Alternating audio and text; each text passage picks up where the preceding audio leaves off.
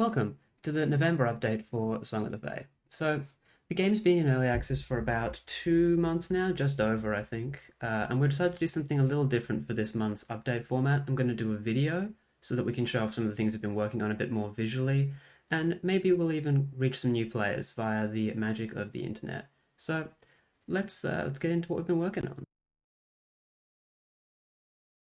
Okay, so first off in this month was the rewards and punishments system. So we've made some pretty big changes to this. Just for a quick recap, you get rewards and punishments roughly between every second encounter while going through the game. So if I'm at this encounter here and I'm picking a new one, you can see this one has a reward on this transition line. So after I beat this, I'll get this reward. And then every second encounter that I play, roughly, I will get one of these things on it. So we used to have this concept of like the clock up here that would tell you when you were getting a reward versus a punishment, and additionally when your rewards would turn into punishments. So we've actually gone and scrapped this now. So I will just quickly like hide this for demonstration of how it looks in the current build. So we just uncheck that. Yeah, so now we've just got these icons. We do away with the overall clock view, and I'll zoom it in the edit, but you can see in this tooltip it says that it becomes a punishment in 2 encounters time. So if I were to wait 2 encounters, this will flip into a punishment instead. And let's just do that quickly. This is now turned into a punishment, and we've gotten a new punishment as well because it's been another 2 encounters. We've been dealt another punishment on this line to the boss room. So this one says that a unit will become timid when I go across this, and this one says a unit will lose 1 luck. In this build, we've added another change to the rewards and punishment system, which is this, that the unit's stats can have permanent changes. So punishments can remove stat points and rewards can get increased stat points on units. This is just another dimension for you to get some control across the run to make yourself stronger. We're going to see how that affects balance in the longer term. One of the other things we've been working on is the new biome, the desert biome, which is coming up in an update soon, hopefully.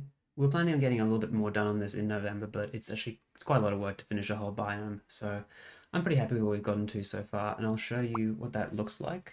If I head into one of these encounters, then yeah, we have these sandy maps. This one has an oasis in the middle, and we've got these stone wall things that are actually randomly generated. So if I reload the map a couple times, you'll see, yeah, different base map, and these are in random spots each time you get these. So the thinking here, that's a good example. Yeah, thinking here is that for units like the Lancer, which goes in a really long straight line, this actually creates much more interesting board situations to deal with, where you can't just completely cross-map snipe, the way you might normally. And that's kind of what we're looking for each biome, is to add some kind of unique element to the map that means you have to play differently. It's difficult to know what that will actually do to the gameplay until you've had it in there for a while. But yeah, I like how this affects the way I'm playing so far. In addition to the map itself, I've also been working on a new enemy for the desert biome. This guy here called a Beetle. You can see, well, he's just dancing away here at the moment, but what this is designed to do is these guys can burrow under the ground and re-emerge within like a radius of their original position. And that basically allows them to get across these kind of walls that your units have to go around, and it gives them a bit of an advantage on this map. So for example, if I put one down here, I think that's a good spot, then let's see if I can convince, or kill this one off. Let's see if I can convince this one to move to this side of the wall. Let's see. There we go, perfect example. And now I'll just ruthlessly kill him afterwards. So yeah, these guys are basically designed to even the odds up a little bit with you in this biome. And the boss is going to do something kind of similar, kind of different to these guys. So stay tuned for what that actually looks like. We haven't drawn anything yet, but I've got some cool concepts to try out and prototype. This is just a small change that we've made as well. So we already have the system here where if there's only one enemy left, or conversely, if you only have one unit left, every turn that goes by where they're the only unit on the map, they get this lonely debuff. So you can see here, this unit already has it 5 times over, and he actually has -1 attack already. It might be a bit small above his head, but it is there. So we've made a change recently where previously units could just keep getting lonelier and lonelier to the point where, of course, any hit would kill it because it would have no defense to push back with. But I've actually updated it even more now so that if both attack and defense go negative, the unit just dies. So if we have, for example here, this guy moves one more turn, goes down to -2, 1, Again, he'll go to -3, 0.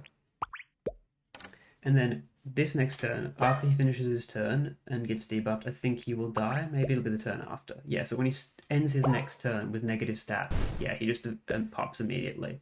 So that's like a little convenience method for you, where if you're like in a situation kind of like I am here, where theoretically you just have a bard and a dog and you're just winding out the clock and you know you'll win eventually, it kind of just helps you get that done. So the last big change we've made in this update is to the shop. So the shop used to look a lot less interesting than this. It now looks like a jail, which is more in line with what it's actually functioning like in terms of the game's lore anyway. So in here, previously you were just 4 units, and if you came and stood next to them, you could buy them using your tombstone balance up here. So that's still the case here. If I stand next to this unit, I can buy Dojoho the Xenophobe for 6 tombstones. They're all 6 tombstones to free them. Um, but we've redone the visual appearance of this shop so that the units are in jail now and you can free them. And there's this shopkeeper here you can talk to. Welcome to the shop. You can exchange those tombstones for new recruits. Yeah, so this is just a visual upgrade for now, but along with this, if I go back to the main map, we're also working on, oh cool, I got a reward, yeah. We're working on these rooms, which are called trade rooms. And these are similar, again, where there's a unit in jail here, and there is a shopkeeper you can speak to if you want. He explains how this works, where you can swap a unit. So we're supposed to put our donations in the pit. This doesn't actually work yet, but if I click on my dog, I will trade this dog for this archer. There we are. This archer is now mine and is in my army. So that's how these rooms are going to work. They're not. So they'll be landing in the next patch, I think, but they're not quite finished yet. So that might be another week or so from when this video is going to go out. Anyway, so now you can ask the shopkeeper why he's keeping people in jail and get no special answer whatsoever from him. Honestly, that was November. Yeah, work's going to continue on both the shops and the desert biome into December, and we'll continue to drop patches at roughly like a 2 week interval, but I expect there's going to be some disruption just because holidays are holidays, and I'm also going to be moving house, which makes things considerably more complicated just in terms of recording videos and things. So all things considered, hopefully early to mid-January will be the next time I can put out like a proper update on what we're doing, but the game will be being developed in that time still if you stay tuned. So that's it for today. Remember, you can buy the game on both Steam and itch, and you will be able to play as the changes happen then. So that's like the bleeding edge build. I push out everything onto that pretty much as soon as it's ready. And if you're not really ready to pick the game up yet, that's fine. You can support us on Patreon, you can join our Discord, and you can follow me on Twitter. But maybe more importantly than any of those, you can also follow me on Twitch to catch the development streams every Wednesday. I've got links to all of this in the description, so just go through and find what looks interesting to you as a way to stay up to date. And I will catch you in the next one. Thanks for watching.